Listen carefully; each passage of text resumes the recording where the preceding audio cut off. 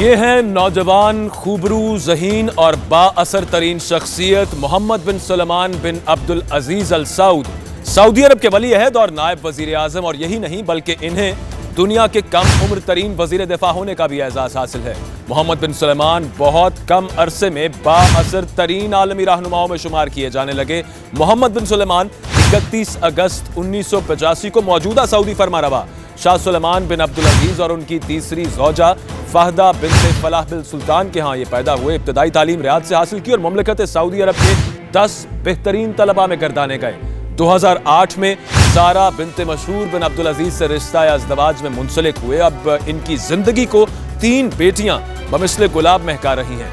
Graduation के बाद और उमूर मुमलिकत में मसरूफ होने से कबल कई एक फर्म्स की इन्होंने बुनियाद डाली, जिनमें खास तौर पर रफाही इदारा MIS के फाउंडेशन अपनी मिसाल आप है। इसके चेयरमैन के तौर पर फोर्ब्स मैगजीन मिडल ईस्ट की जानिब से इन्हें पर्सनालिटी ऑफ द ईयर भी करार दिया गया।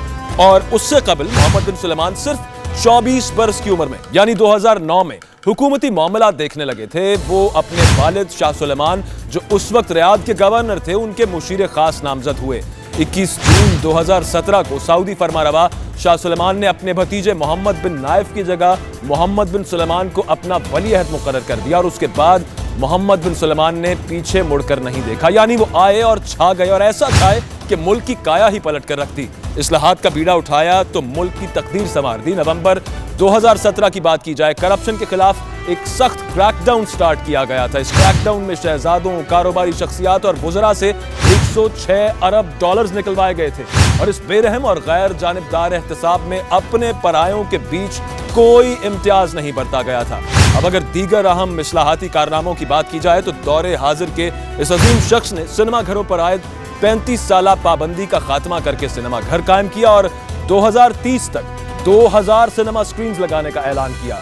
उसके अलावा सऊदी तारीख में पहली बार म्यूजिकल कॉन्सर्ट्स कराए, जिनमें खातून गुलकारा ने फन का मुजाहरा किया। और खवातीन को गाड़ी चलाने और मर्दों की इजाजत के बगैर कारोबार करने की आज़ादी भी मोहम्मद बिन सलमान की वजह से मिली। खवातीन के लिए स्पोर्ट्स स्टेडियम बनवाया और तलाक के बाद सऊदी खवातीन को बगैर किसी कानूनी कार्रवाई के बच्चे अपने पास रखने की इजाजत भी इनकी वजह से ही मिली।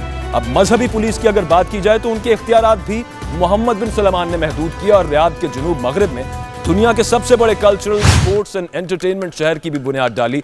सऊदी तारीख में पहली बार एक खातून को सऊदी स्टॉक एक्सचेंज का सरबराह मुकर्रर किया मोहम्मद बिन सलमान ने। और यही नहीं बल्कि इन्होंने उर्दन और मिस्र की सरहदों से मुत्तसिल इलाके में न्योम नामी कारोबारी और सनती जोन बनाने का ऐलान किया, जिस पर 500 अरब डॉलर्स की लागत आएगी।